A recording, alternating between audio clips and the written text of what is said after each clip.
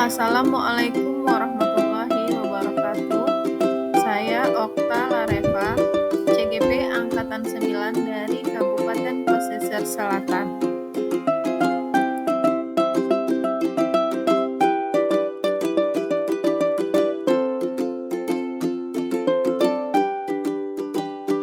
Waalaikumsalam warahmatullahi wabarakatuh. Puji syukur kehadirat Allah Subhanahu wa taala atas limpahan rahmat dan karunia-Nya kita dapat berkumpul pada hari ini dalam keadaan sehat walafiat, bahagia dan sentosa. Selanjutnya salawat beserta salam tidak lupa kita junjung tinggikan kepada Nabi besar kita Muhammad SAW, karena berkat bimbingan beliau kita sampai pada zaman yang sangat canggih luar biasa yang seperti kita rasakan pada saat sekarang ini. Yang saya hormati Bapak Kepala SMA Negeri 1 Bayang, guru karyawan TU SMA Negeri 1 Bayang, terutama kepada Bapak Ibu yang sudah hadir meluangkan waktu pada hari ini untuk dalam rangka acara pembahasan modul 1.4 budaya positif di sekolah kita.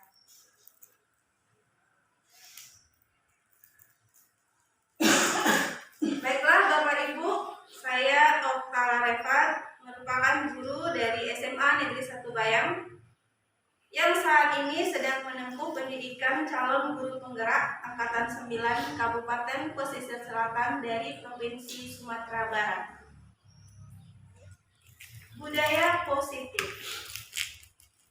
Budaya positif itu merupakan perwujudan dari nilai-nilai atau keyakinan universal yang diterapkan di sekolah.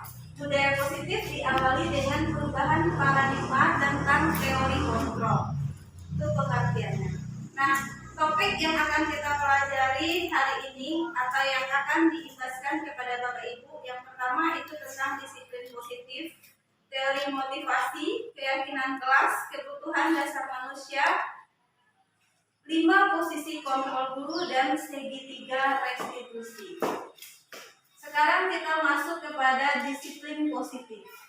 Disiplin positif itu merupakan satu cara penerapan disiplin tanpa ada kekerasan dan ancaman, yang dalam praktiknya melibatkan komunikasi tentang perilaku yang efektif antara orang tua dan anak. Dalam penerapan disiplin positif ini, anak diajarkan untuk memahami konsekuensi dari perilaku mereka.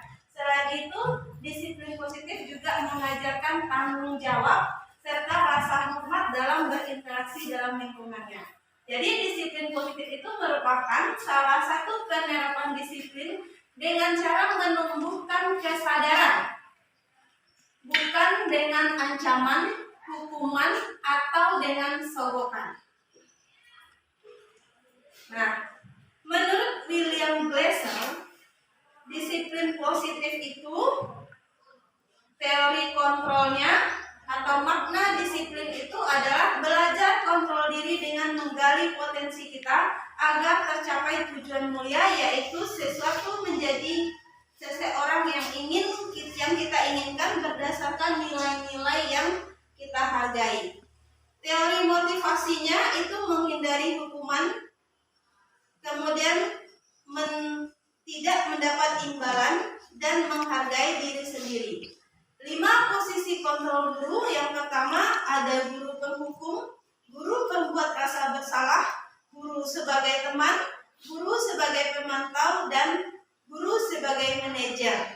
Sedangkan 5 posisi kontrol, 5 kebutuhan dasar hidup manusia adalah bertahan hidup, penguasaan, kasih sayang, kesenangan, dan kebebasan. Itu pengertian atau teori kontrol tentang disiplin positif menurut William Glasser.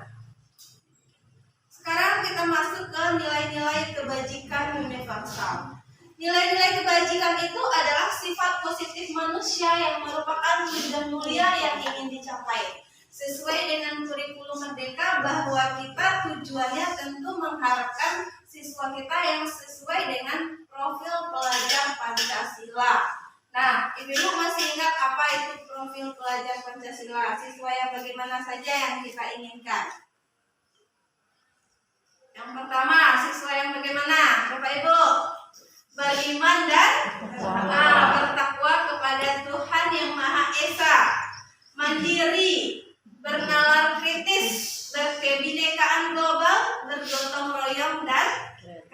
positif. Nah, untuk mewujudkan nilai-nilai kebajikan yang ingin dicapai, tentu kita harus menerapkan yang namanya disiplin positif atau budaya positif di sekolah kita.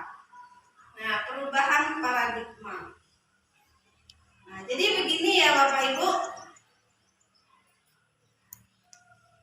Yang dimaksud dengan perubahan paradigma itu, biasanya kalau siswa kita melanggar, maka kita akan langsung memikirkan hukuman apa yang terbaik untuk mereka, kan begitu. Nah, kebanyakan seperti itu. Anak terlambat disuruh cabut rumput, anak terlambat disuruh mencuci WC atau membersihkan kamar mandi. Nah, itu yang dimaksud dengan perubahan paradigma. Jadi disiplin positif itu yang akan kita rubah.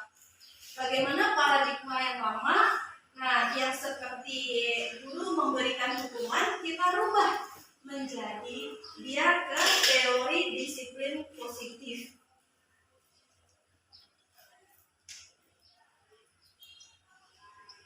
Menurut Ki Hajar Dewantara, kita kan kurikulum Merdeka ini sebenarnya dari zaman Ki Hajar Dewantara itu sudah diterapkan, tapi sesuai perkembangan zaman akhirnya teori itu menghilang. Nah, sekarang kita baru mulai lagi.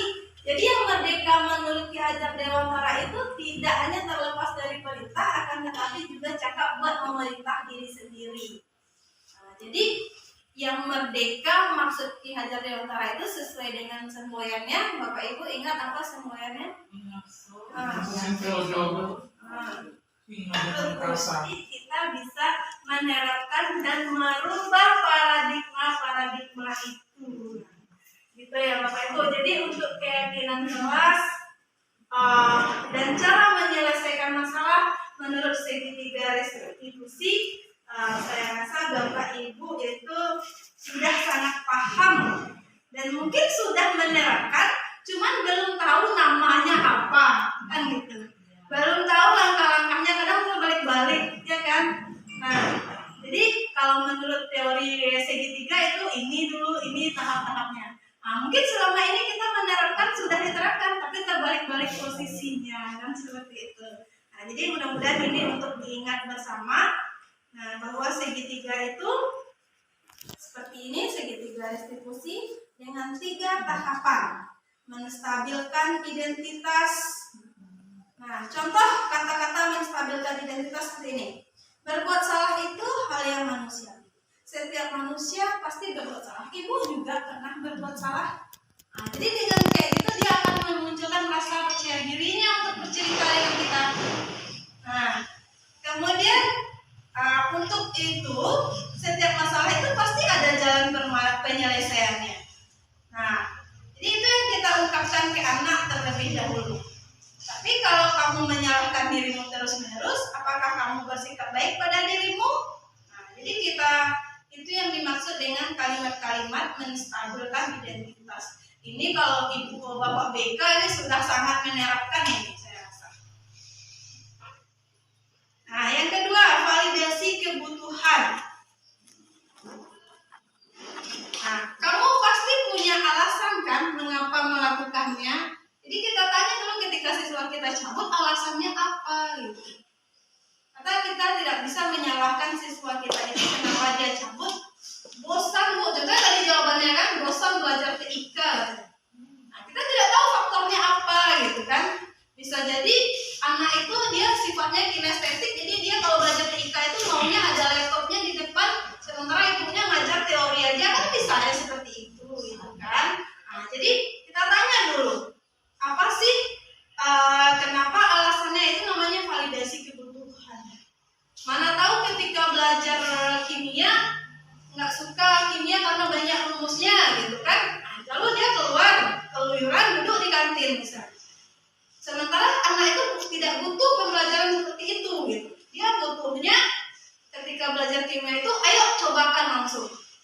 Atau dia belajar matematik, dia tidak tertarik di matematik. Dia maunya seni, maunya olahraga, akhirnya apa? Ketika belajar matematik, siswa nyampe di lapangan main bola. Nah, berarti kan kita harus tahu gitu ya, anaknya itu butuhnya seperti apa. Kita tanyakan dahulu. Itu namanya validasi kebutuhan. kita tanyakan keyakinannya. Nah, tentu dengan nilai-nilai kebajikan tadi, kita tanyakan keyakinannya kepada anak. Kita bilang sama dia, kalau sekolah itu mungkin kamu memang berminat di olahraga, tapi yang namanya sekolah itu ada 14 mapel juga yang kamu harus tahu. Nggak olahraga saja, nak, kan kayak gitu kan? Nah, kalau seandainya nilai olahraga saja satu bagus, yang lainnya nggak bagus, bagaimana konsekuensinya untuk kamu? Akan seperti itu. Nanti anak itu akan tersadar. Nah, maka dia juga merasa bahwa dia butuh juga pelajaran yang lain, kan seperti itu.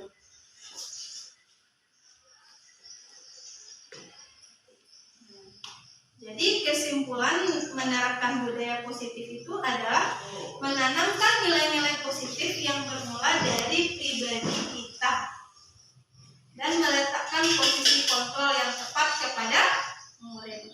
Baiklah Bapak Ibu, kita ada melewatkan satu, yaitu posisi kontrol dulu, itu ada 5.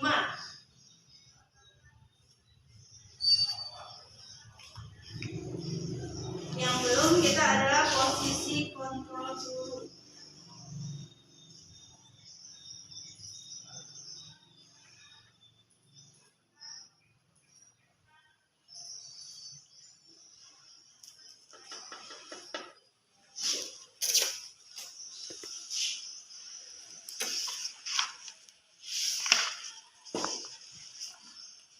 Kita kembali ke sini.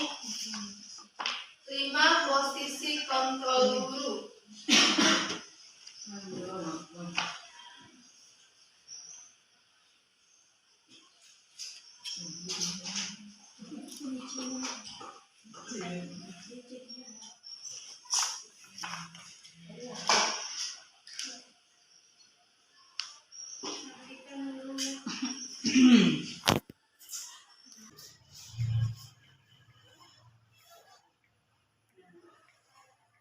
Di sini ya Bapak Ibu, misalnya contoh apresiasi kebajikan.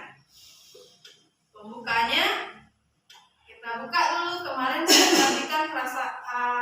perhatikan semua rasa empatimu besar sekali. Situasinya apa? Dia pada saat menolong murid baru di kelasnya. Berarti mereka punya nilai kebajikan dengan rasa empati. Berarti itu kemana perginya itu? Nilai kebajikan apa itu? Rasa empati yang besar, yang tinggi sekali. Rasa empati berarti nilai kemanusiaan, nilai sosialnya tinggi berarti ya. Nah, kemudian saya menghargai kepedulianmu pada saat kamu membantu temanmu. Kepedulian berarti juga termasuk kepada nilai sosial. Terima kasih untuk tanggung jawabmu pada saat kamu memungut kertas yang berserakan di lantai. Berarti itu apresiasi. Apakah ini sudah kita terapkan? Sudah ada di kelas kita menerapkan kalimat-kalimat positif yang seperti itu? Nah, sudah ya. Nah, ada juga seperti ini. Kamu terlambat, jadi kamu mencatat 100 kali di dalam buku bahwa saya tidak akan terlambat lagi. Ada seperti itu. Dulu. Itu hukuman atau konsekuensi namanya? Hukuman ya, bukan konsekuensi. Jadi itu hukuman. Kemudian lari mengelilingi lapangan basket 2 kali, juga hukuman. Murid diminta push up 15 kali. Ada Bapak Ibu melakukan ini? Ada. Kemudian menggantikan kertas teman yang dia coret. Nah, berarti itu konsekuensinya. Kalau dia merusak punya temannya, harus dia ganti kan gitu. Itu konsekuensi. Jadi itu beda dengan hukumannya. Membersihkan tumpahan air di meja tulis karena tersenggol pada saat belajar. Konsekuensi. Murid disuruh tidak mengenakan sepatu seharian karena dia melanggar, tidak memakai sepatu hitam.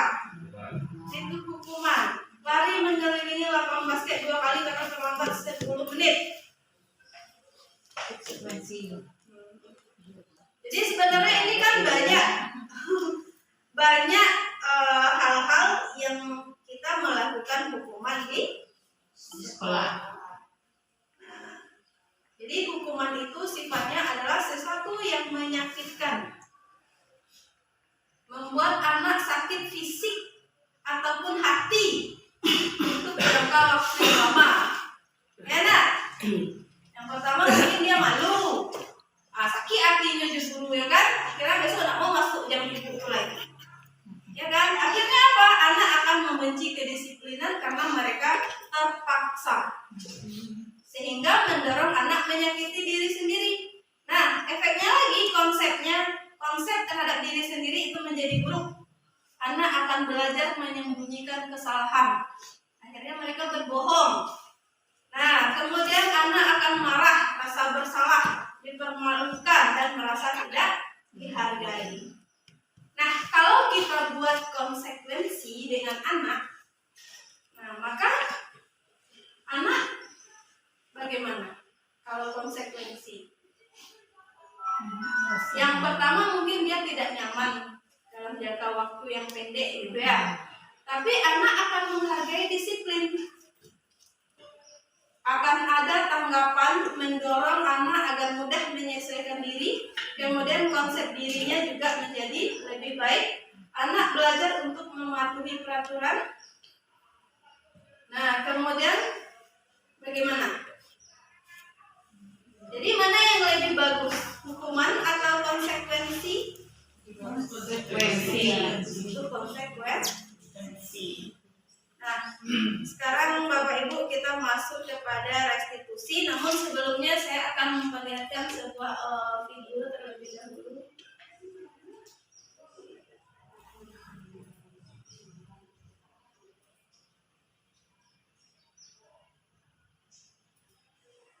Ini budaya positif yang sudah saya terapkan di kelas.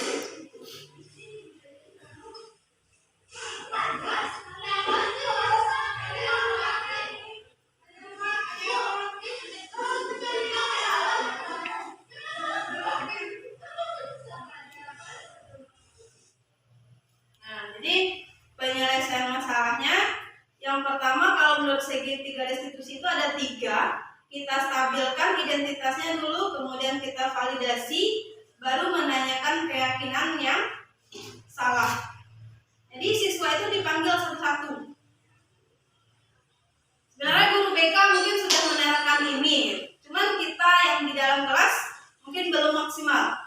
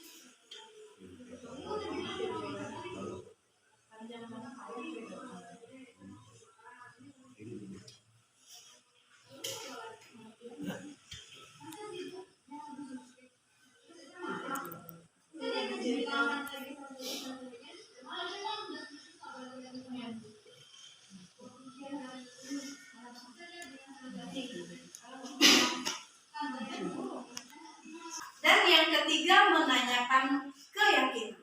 Jadi 3 tahap segitiga restitusi itu, dalam menyelesaikan masalah kita harus mengikuti langkah-langkahnya.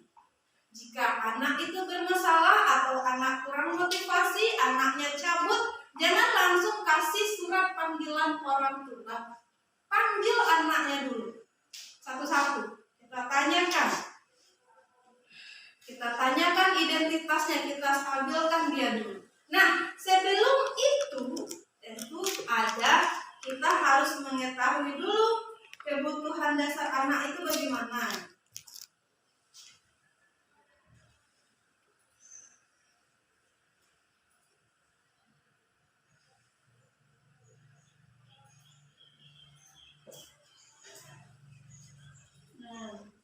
Sebelum menyelesaikan masalah, Bapak Ibu tuh harus tahu harus kenal dengan anaknya. Kita kan nggak tahu latar belakang anak seperti apa gitu. Jadi makanya sebagai guru kita harus memang benar-benar mengenal anak itu seperti apa. Jadi secara teori kebutuhan dasar manusia itu yang pertama adalah kasih sayang. Rasa kasih sayang dan rasa diterima. Kemudian kesenangan. Kesenangan anak itu apa? Nah, ada anak itu yang suka musik, jangan dipaksa matematik terus, ya kan?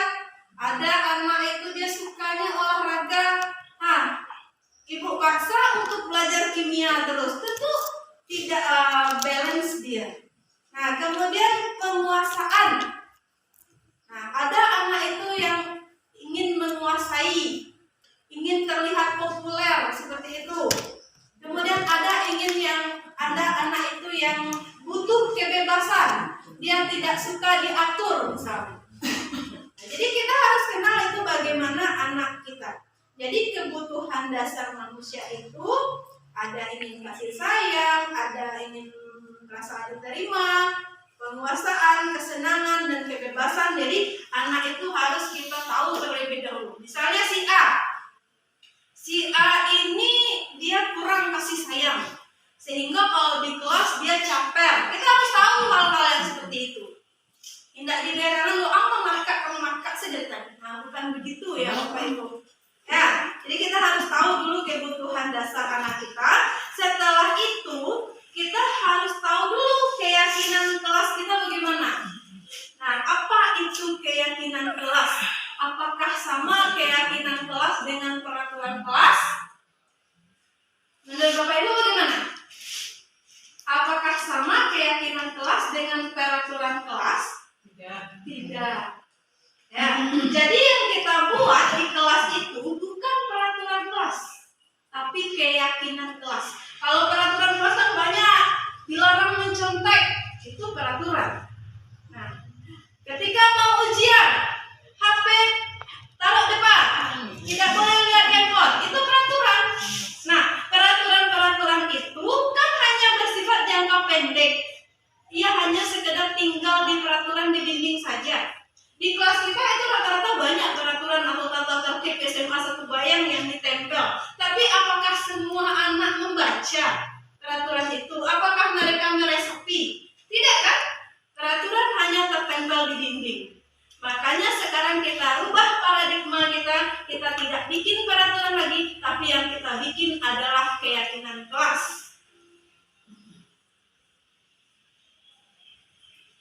Nah, jadi keyakinan kelas itu adalah berupa pertanyaan-pertanyaan universal yang dibuat dalam bentuk kalimat positif. Keyakinan kelas tidak dibuat dalam jumlah banyak sehingga mudah diingat dan dipahami oleh semua warga kelas.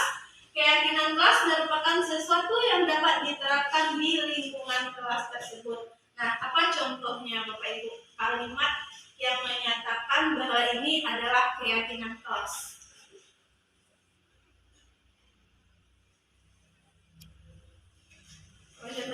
Selalu 3S, ya, senyum, salam, dan sapa. Jadi kalau dulu peraturan di kelasnya bagaimana tentang 3S? Kalau peraturan bagaimana? Wajib tersenyum, misalnya seperti itu peraturannya. Tapi kita ganti dengan kalimatnya selalu 3S. Jadi syarat untuk masuk kelas itu kita harus senyum dulu gurunya, kemudian harus menyalami, ya kan? Kemudian harus menyapa. Jangan ibu-ibu langsung masuk kelas muka cemberut. Itu tidak menimbulkan efek yang bagus terhadap. Kalau udah sampai di kelas masalah di rumah tinggalkan. Kadang-kadang anak juga seperti itu pas dia anaknya juga ada khusus di kampus begini. Iya. Jadi itu keyakinan kelas itu ketika siswanya udah nyampe, oh iya keyakinan kelas saya adalah 3S. Jadi dia ingat, dia sadar. Nah, seperti itu. Jadi keyakinan kelas yang harus kita buat. Nah, kenapa tidak peraturan saja? Kenapa harus keyakinan kelas yang kita buat? Nah, kan sesuai dengan yang tadi bilang kan, peraturan hanya bersifat sementara. Nah ini contoh-contoh peraturan ya. Selalu kembalikan buku ke tempatnya. Apa kira-kira kalimat positifnya yang menyatakan? Ya, disiplin. Dilarang mengganggu orang lain. Berarti saling menghargai. Hadir di sekolah 15 menit sebelum pembelajaran. Masih disiplin. Dilarang melakukan kekerasan. Apa itu kira-kira? Nah, menghormati orang lain. Dilarang menggunakan narkoba. Saling menjaga kesehatan. Bergantian atau menunggu giliran. Menghormati orang lain. Apa itu kira-kira? Nah, menghormati orang lain. Dilarang menggunakan narkoba. Saling menjaga kesehatan. Bergantian atau menunggu giliran. Menghormati orang lain. Bersabar.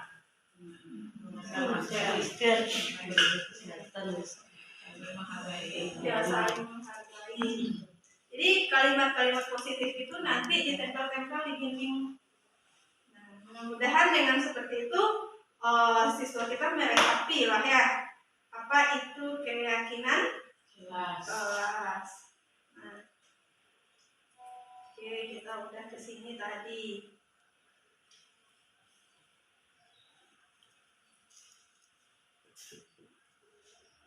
Nah, sampai di sini ada yang Bapak Ibu ingin tanyakan? Ada yang mau bertanya dulu enggak? Apa saja kira-kira keyakinan kelas yang sudah diterapkan sampai sejauh ini? Silakan Ibu Yusi, coba bercerita apa keyakinan kelasnya yang sudah diterapkan kepada forum. Yang dari awal Bu Yusi masuk kelas, apa keyakinan kelas yang sudah Bu Yusi terapkan?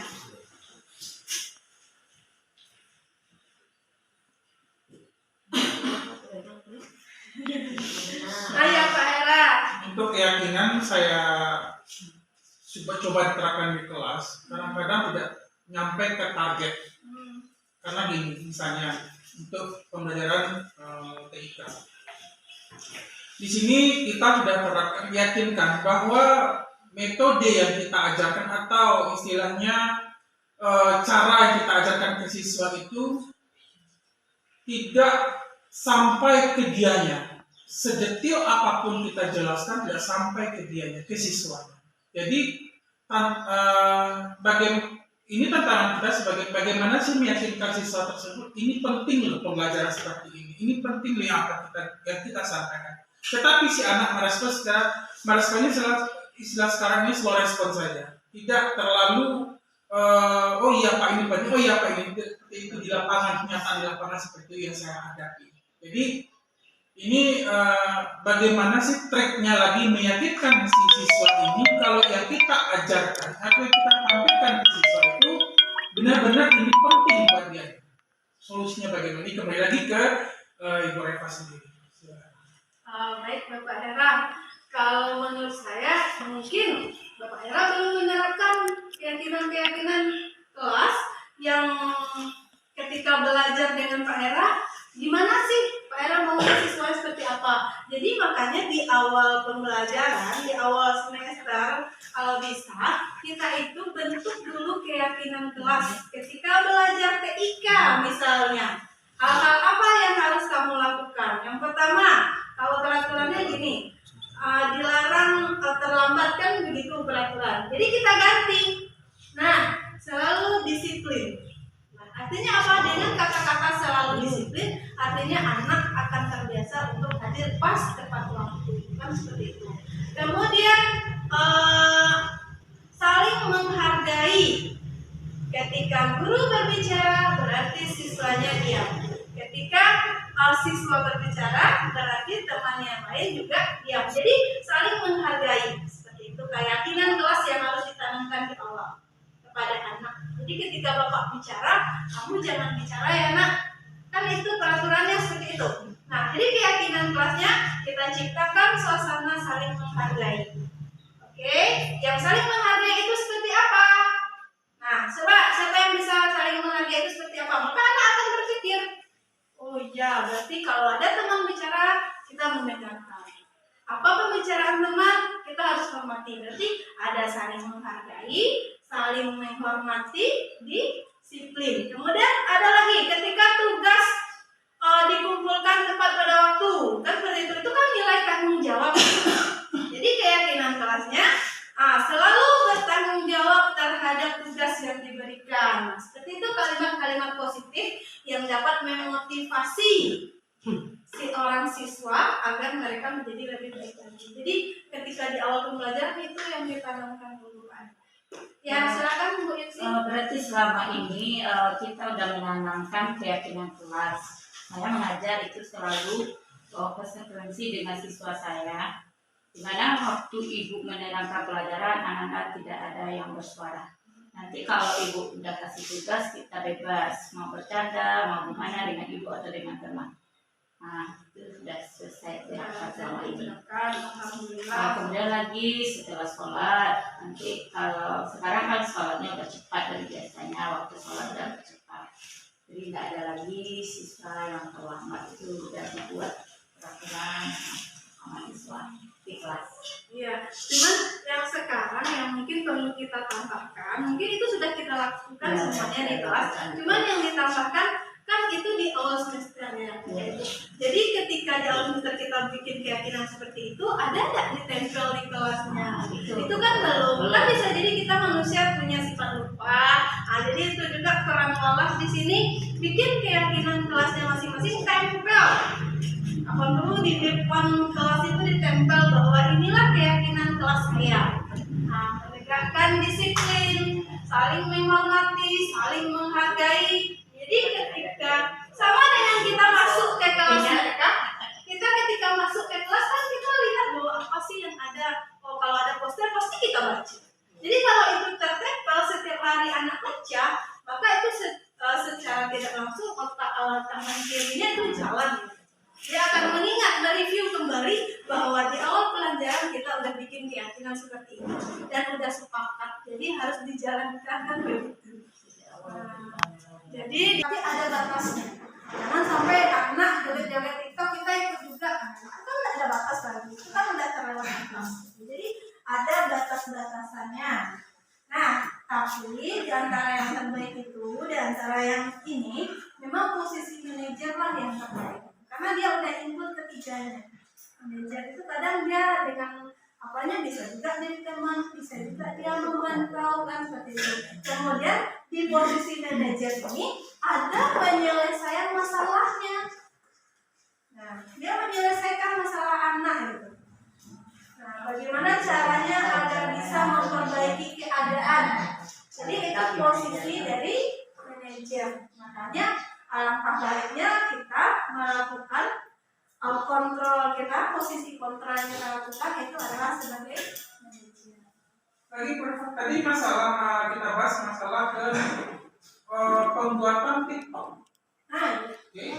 Sekarang ini kan hampir di berada TikTok itu muncul guru yang sering nari sama siswanya, sering pembuatan konten lah dengan siswanya.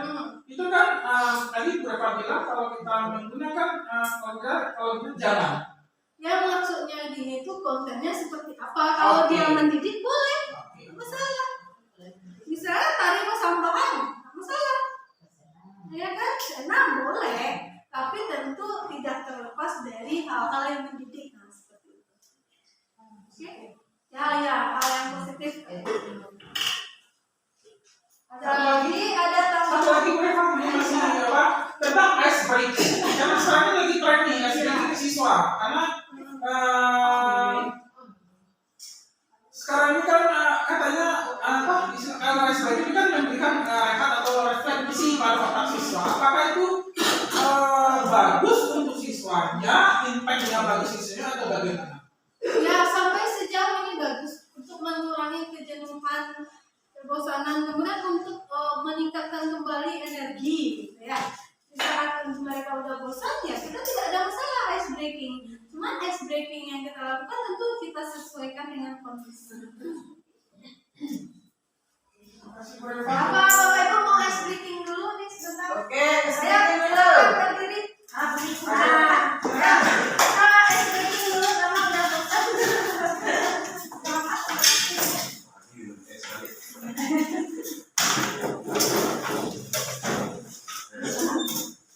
Nah, Bapak Ibu tangan.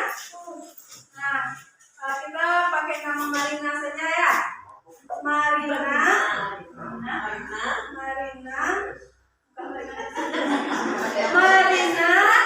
Marino, menari ke atas menara.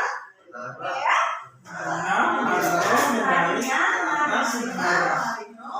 Marina, menari ke atas menara. Oke, kita ulang lagi ya. Yang anaknya satu-satu. Yang pertama kita stabilkan dirinya dulu. Dia kan emosi tadi habis berkelahi kan, kita stabilkan dulu. Eca kenapa tadi? Kita tanya dulu. Nah, setelah itu kita tanya yang Eca lakukan tadi salah atau tidak. Kita tanya, kita kembalikan ke dia. Nah, tentu anak itu mulai menyadari itu kan dia bersalah. Nah, kalau salah apa yang harus dilakukan selanjutnya? Kan seperti itu. Nah, jadi kita tidak boleh anak berkelahi kemudian dikasih hukuman sampai panjang rentetannya. Nah, tidak harus seperti itu gitu. Jadi kita selesaikan satu-satu sampai dia sadar bahwa yang dia lakukan itu salah. Kemudian dia tahu apa yang harus dia lakukan di masa depan. Nah, hal ini juga dilakukan kepada yang satu lagi. Nah, baru setelah itu kita panggil yang satu lagi dengan cara yang sama. Stabilkan dahulu, kemudian kita validasi tindakannya. Nah, setelah itu kita tanyakan apa yang akan dia lakukan. Nanti anak akan muncul, Bu, saya akan memaafkannya. Setelah ini saya akan menemuinya untuk minta maaf. Nah, seperti itu. Nah, ini untuk kasus yang kedua.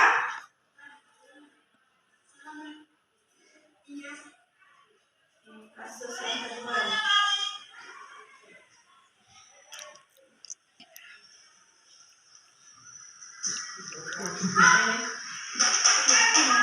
Ya, manjat pagar. Nah, jadi dipanggil ketiganya, kita tanya juga sama caranya. Kita stabilkan dulu dia, tanya mau kemana. Nah,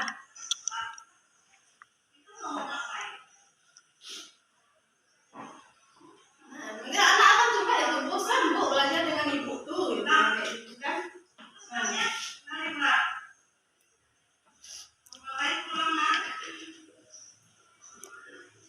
bosan belajar.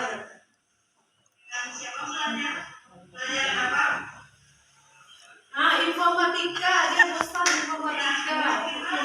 Oke, banget. Kenapa? Kenapa bosan lagi Pak?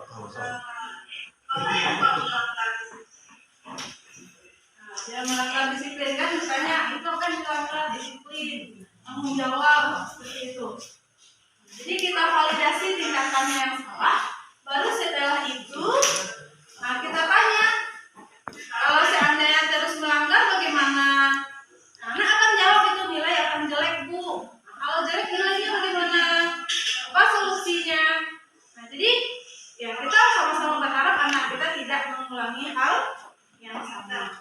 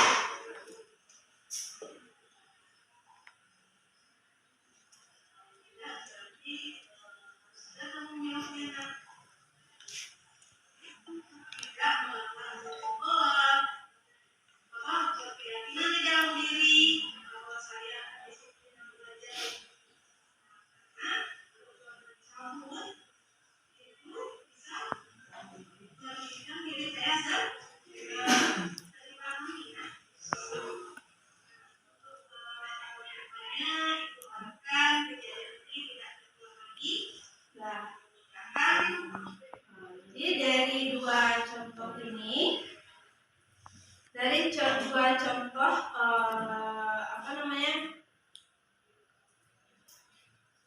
dari dua contoh kasus tadi, nah itu disebut dengan penyelesaian masalah dengan cara segitiga restitusi. Nama teorinya segitiga restitusi. Nah, restitusi itu adalah proses menciptakan kondisi bagi murid untuk memperbaiki kesalahan mereka, sehingga mereka bisa kembali pada kelompok mereka dengan karakter yang lebih kuat. Restitusi juga merupakan proses kolaboratif yang mengajarkan murid untuk mencari solusi untuk masalah mereka dan membantu murid berpikir tentang orang seperti apa yang mereka ingin menjadi dan bagaimana mereka memperlakukan orang lain. Jadi itu teori restitusi menurut dosen 2004. Nah, jadi teori restitusi itu ada 3. Yang pertama, menstabilkan identitas. Yang kedua, validasi tindakan yang salah. Dan yang ketiga, mengenai berikut ini, saya kecewa sekali dengan kamu. Berarti itu adalah guru yang membuat bersalah.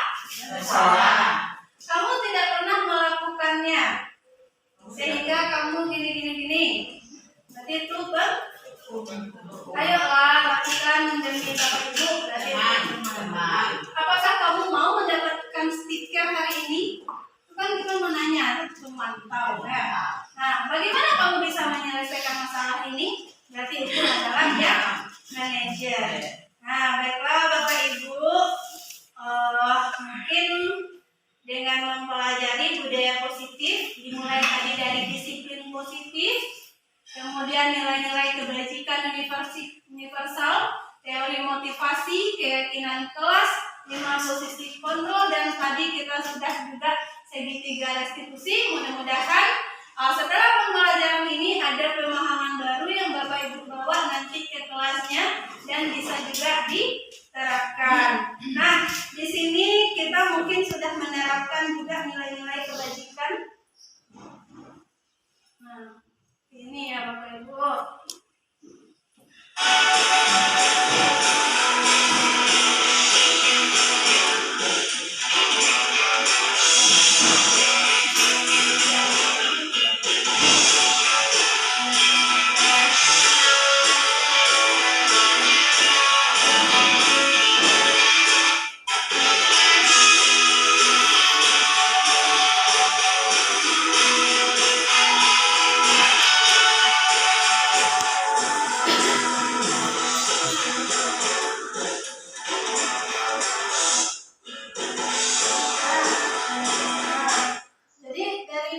Gambar-gambar yang saya tampilkan ada kegiatan milik remaja, berarti itu kita menanamkan nilai-nilai agama, kemudian siswa bergotong royong itu menanamkan nilai-nilai tanggung jawab.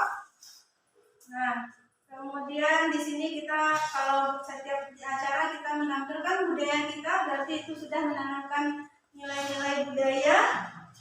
Kemudian ketika siswa mengerjakan tugas, kemudian mereka memamerkan, itu sudah menanamkan nilai-nilai bertanggung jawab dan mandiri. Sebenarnya sudah banyak kegiatan-kegiatan atau budaya-budaya positif yang sudah kita lakukan di sekolah kita. Hanya kita perlu menyempurnakan lagi. Kan seperti itu ya Bapak Ibu.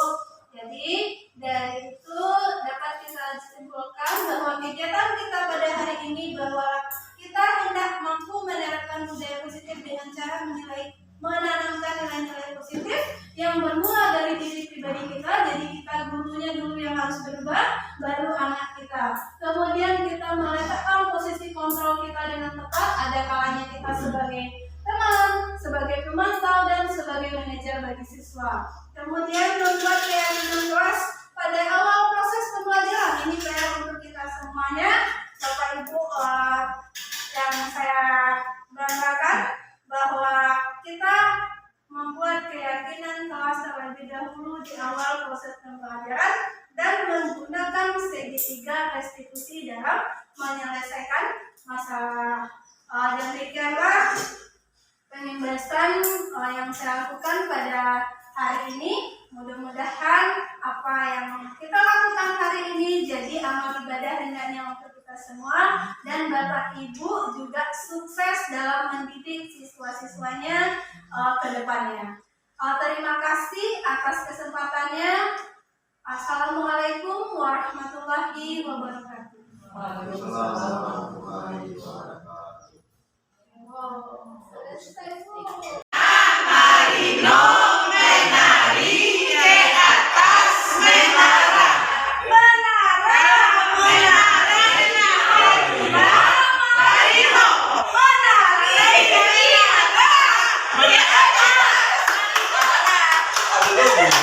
Kita bisa menerapkan dan merubah paradigma itu, gitu ya Bapak Ibu. Jadi untuk keyakinan kelas dan cara menyelesaikan masalah menurut segitiga restitusi, saya rasa Bapak Ibu itu sudah sangat paham dan mungkin sudah menerapkan, cuman belum tahu namanya apa, kan gitu.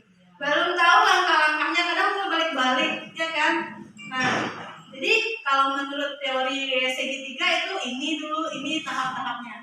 Nah, mungkin selama ini kita menerapkan, sudah diterapkan, tapi terbalik-balik posisinya, kan seperti itu. Nah, jadi mudah-mudahan ini untuk diingat bersama, nah, bahwa segitiga itu seperti ini, segitiga restitusi dengan 3 tahapan. Menstabilkan identitas. Nah, contoh kata-kata menstabilkan identitas seperti ini. Berbuat salah itu hal yang manusiawi. Setiap manusia pasti berbuat salah. Ibu juga pernah berbuat salah. Nah, jadi dengan kayak gitu dia akan memunculkan rasa percaya dirinya untuk bercerita dengan kita. Nah, kemudian untuk itu setiap masalah itu pasti ada jalan penyelesaiannya. Nah, jadi itu yang kita ungkapkan ke anak terlebih dahulu. Tapi kalau kamu menyalahkan dirimu terus-menerus, apakah kamu bersikap baik pada dirimu?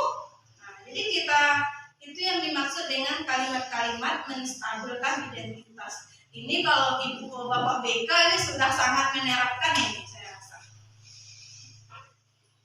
Nah, yang kedua, validasi kebutuhan. Nah, kamu pasti punya alasan kan mengapa melakukannya. Jadi kita tanya dulu ketika siswa kita cabut, alasannya apa gitu. Karena kita tidak bisa menyalahkan siswa kita itu kenapa dia cabut. Bosan Bu, contohnya tadi jawabannya kan bosan belajar TIK. Nah, kita tidak tahu faktornya apa gitu kan. Bisa jadi anak itu dia sifatnya kinestetik, jadi dia kalau belajar TIK itu maunya ada laptopnya di depan, sementara ibunya ngajar teori aja, kan bisa ya seperti itu gitu kan. Nah, jadi kita tanya dulu, apa sih kenapa alasannya, itu namanya validasi kebutuhan. Mana tahu ketika belajar kimia nggak suka kimia karena banyak rumusnya gitu kan. Nah, lalu dia keluar keluyuran duduk di kantin misalnya. Sementara anak itu tidak butuh pembelajaran seperti itu gitu. Dia butuhnya ketika belajar kimia itu ayo cobakan langsung. Atau dia belajar matematik, dia tidak tertarik di matematik. Dia maunya seni, maunya olahraga, akhirnya apa? Ketika belajar matematik, siswa nyampe di lapangan main bola. Nah, berarti kan kita harus tahu gitu ya, anaknya itu butuhnya seperti apa. Kita tanyakan dahulu. Itu namanya validasi kebutuhan. Baru setelah itu kita tanyakan keyakinannya. Nah, tentu dengan nilai-nilai kebajikan tadi, kita tanyakan keyakinannya kepada anak. Kita bilang sama dia, kalau sekolah itu mungkin kamu memang berminat di olahraga, tapi yang namanya sekolah itu ada 14 mapel juga yang kamu harus tahu. Nggak olahraga saja nak, kan kayak gitu kan. Nah, kalau seandainya nilai olahraga saja 1 bagus, yang lainnya nggak bagus, bagaimana konsekuensinya untuk kamu? Akan seperti itu. Nanti anak itu akan tersadar. Nah, maka dia juga merasa bahwa dia butuh juga pelajaran yang lain, kan seperti itu.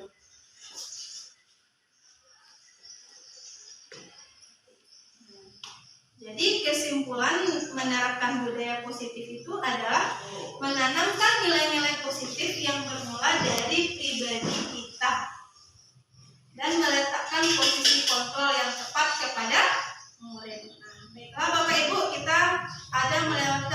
yaitu posisi kontrol guru itu ada 5.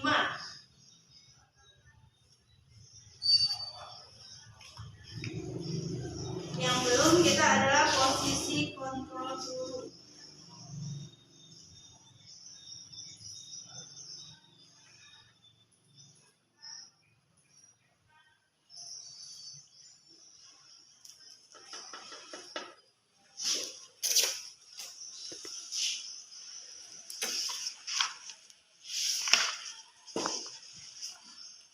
Kita kembali ke sini.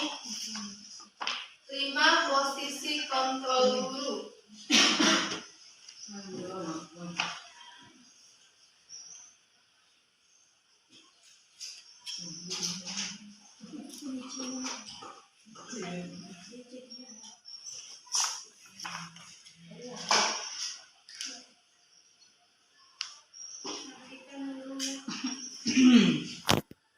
Teman berikut ini, saya suka sekali dengan kamu. Berarti itu adalah guru yang membuat kesalahan. Kamu tidak pernah melakukannya, sehingga kamu gini. Berarti itu ayolah lakukan demi Bapak Ibu. Berarti apakah kamu mau mendapatkan stiker hari ini? Kan kita menanya, memantau ya. Nah, bagaimana kamu bisa menyelesaikan masalah ini? Berarti itu adalah ya manajer. Nah, baiklah Bapak Ibu, mungkin dengan mempelajari budaya positif, dimulai tadi dari disiplin positif, kemudian nilai-nilai kebajikan universal, teori motivasi, keyakinan kelas, 5 posisi kontrol, dan tadi kita sudah juga segitiga restitusi. Mudah-mudahan setelah pembelajaran ini ada pemahaman baru yang Bapak Ibu bawa nanti ke kelasnya dan bisa juga diterapkan. Nah, di sini kita mungkin sudah menerapkan juga nilai-nilai kebajikan. Nah, ini ya Bapak Ibu.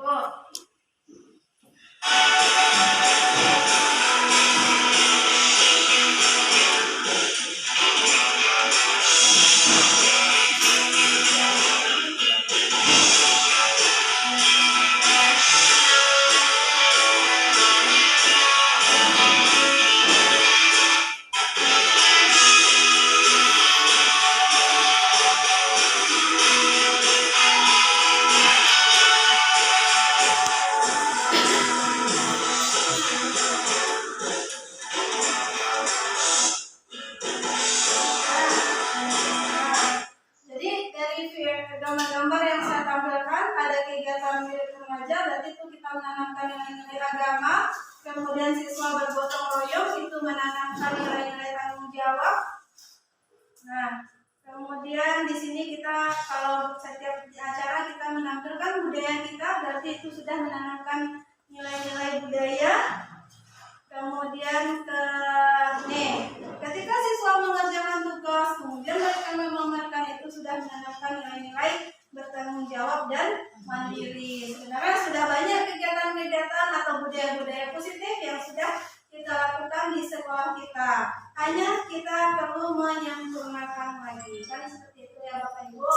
Jadi dari itu dapat kita simpulkan bahwa kegiatan kita pada hari ini bahwa kita hendak mampu menerapkan budaya positif dengan cara menanamkan nilai-nilai positif yang bermula dari diri pribadi kita. Jadi kita gurunya dulu yang harus berubah, baru anak kita. Kemudian kita meletakkan posisi kontrol kita dengan tepat. Ada kalanya kita sebagai teman, sebagai pemantau, dan sebagai manajer bagi siswa.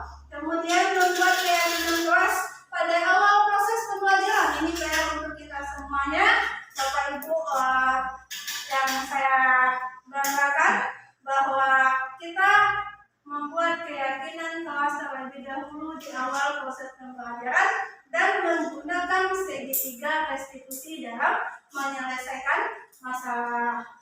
Demikianlah penjelasan yang saya lakukan pada hari ini. Mudah-mudahan apa yang kita lakukan hari ini jadi amal ibadah hendaknya untuk kita semua, dan Bapak Ibu juga sukses dalam mendidik siswa-siswanya ke depannya.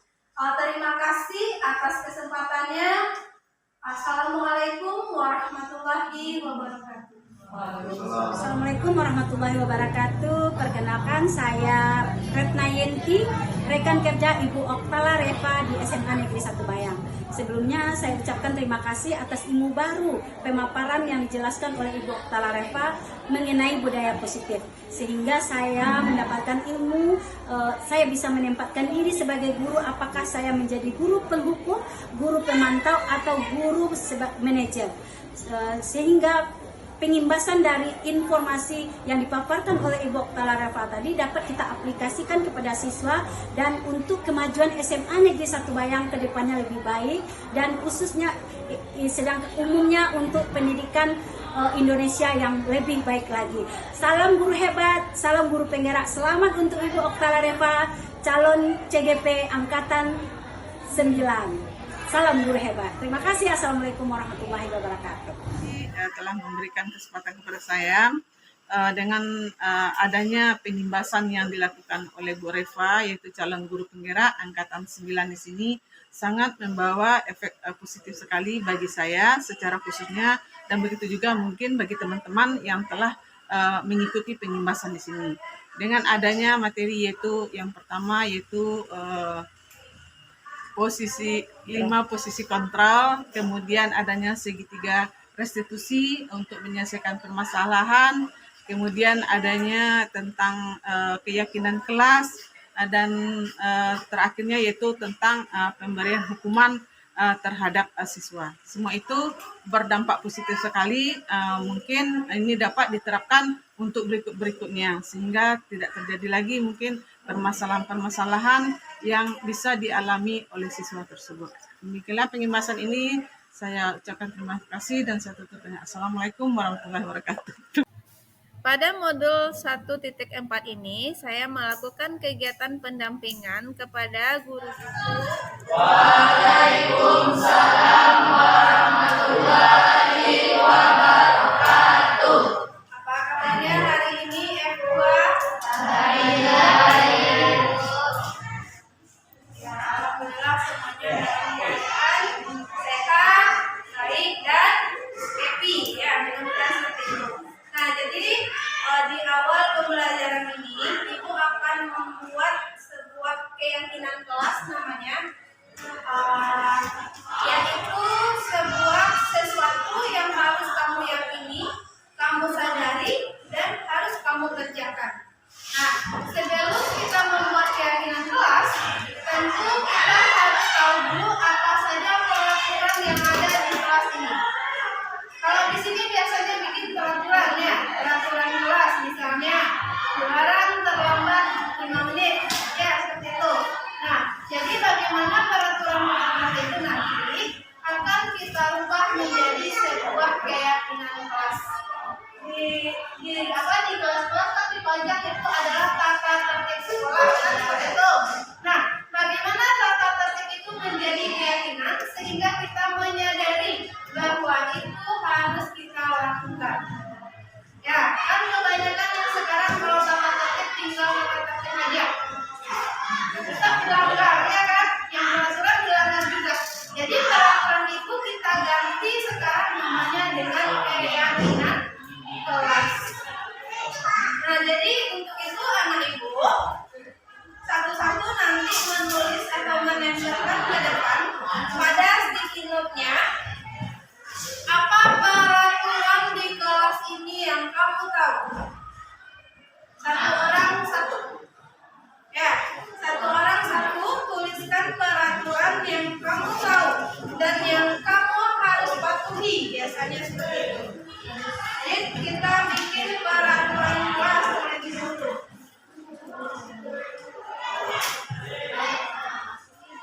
Sudah benar?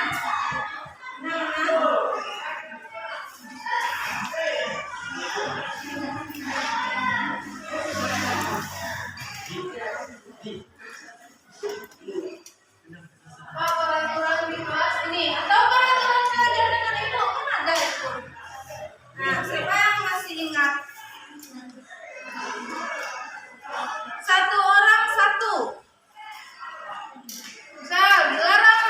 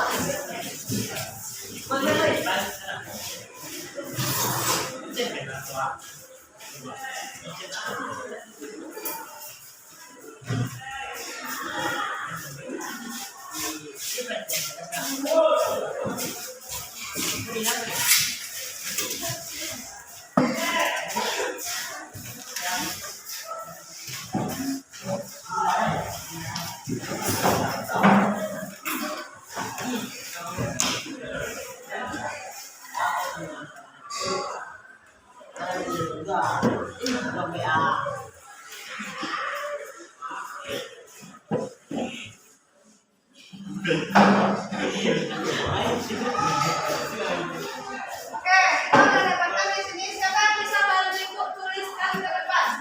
Cari yang sama yang mana? Siapa yang bisa? Nabila, tuliskan ke depan. Pilih yang sama yang mana? Jadi di sini kesimpulannya yang pertama apa? Yang kedua apa? Yang ketiga, yang keempat, yang kelima. Coba Nabila cari. Atau bacakan dulu. Kedua, Nazila bisa. Atau bacakan dulu.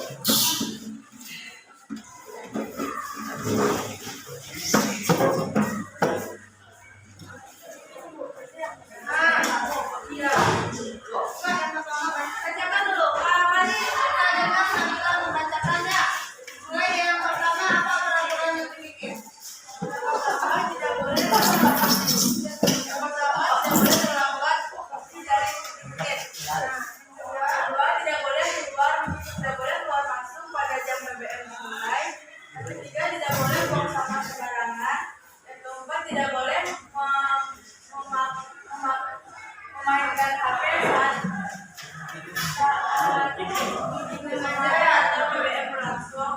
Yang ketiga PR tidak ada. Yang kelima tidak boleh keluar saat proses belajar mengajar berlangsung. Yang keenam dilarang makan di dalam kelas. Yang ketujuh tidak boleh membuang sampah di kelas. Yang kedelapan tidak bermain HP ketika menjalankan pelajaran. Yang kesembilan tidak boleh terlambat. Yang kesepuluh dilarang membeli cemilan. Yang kesebelas tidak boleh datang terlambat. Yang ke-12 jarang berbicara saat duduk menyenangkan. Yang ke-13 boleh membawa makanan dengan luar asal tidak. Nah, ayo disiplin. Berarti keyakinan kelasnya apa? Untuk mewujudkan disiplin itu apa yang harus kita yakini? Ya, tanggung jawab. Apa lagi? Hah? Apa lagi? Tanggung jawab. Apa lagi? Nah, ini tulis saja lah ya. Kamu kalau menulis bisa ya?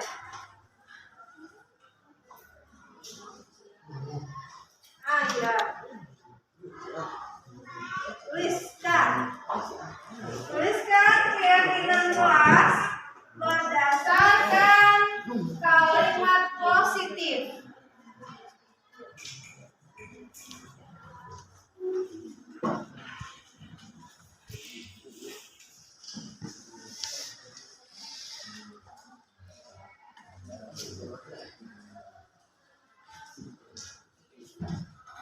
Boleh pilih salah satu, boleh.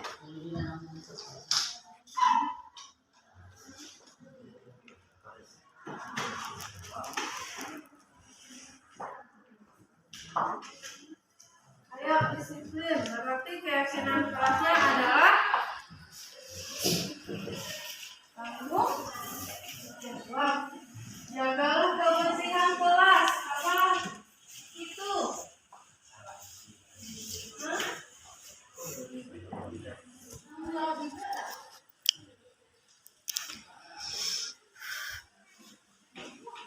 Apa nilai-nilai kebajikan yang ada pada kalimat positif ini?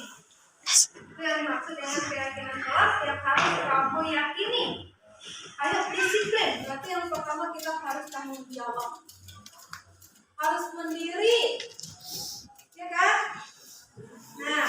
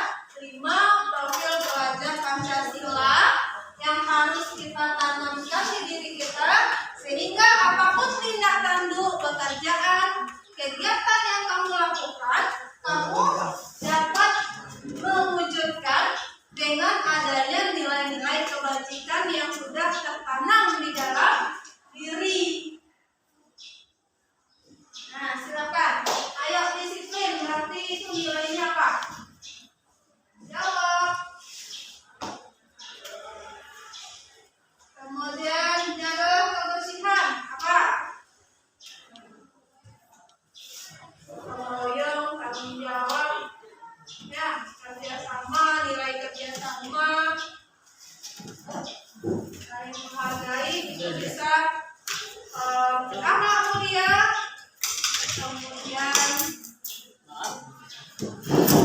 lagi Pinari nama. saling menghormati, Dari bijaksana menggunakan HP. Berarti apa itu? Nilai apa itu? Bernalar kritis. Nah, silakan dicatat di sticky notes-nya. Kalau udah selesai, silakan di-tempel.